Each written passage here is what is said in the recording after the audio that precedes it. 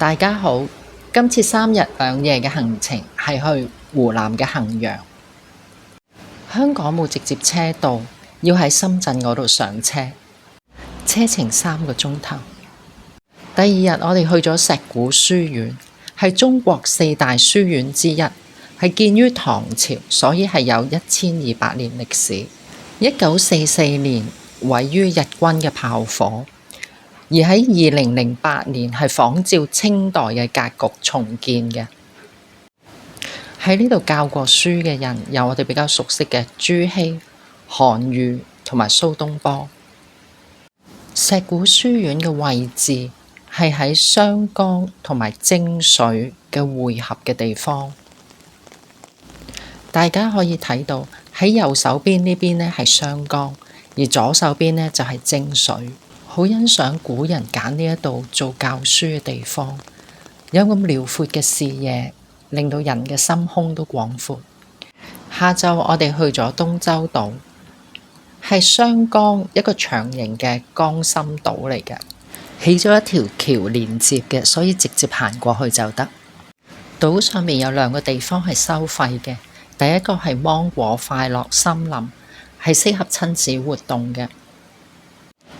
另一個係船山書院，係結合咗文化同科技嘅玩法。由於佢係一個江心島，所以土地都係肥沃嘅，係一個踏青嘅好地方。同時我哋見到唔同嘅植物。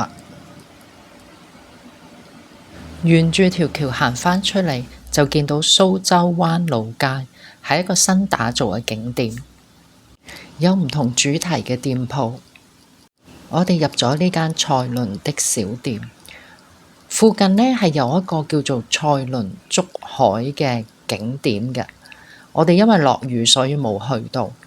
咁喺呢度呢，如果你買佢哋一啲嘅手做嘅紙呢，佢就可以俾你印一啲唔同嘅圖案上嗰啲紙度嘅。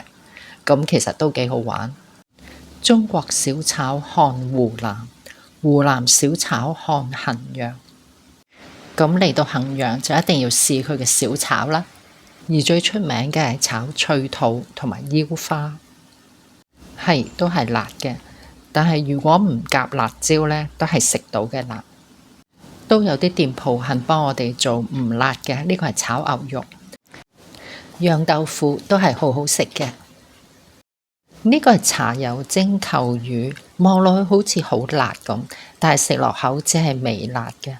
大家見到茶油嘅菜式都不妨試下。腐乳係喺高鐵站出境大堂買嘅，係我哋試過好食先至買嘅。去到湖南就少不免一杯茶顏悅色。好啦，拜拜，下次再見。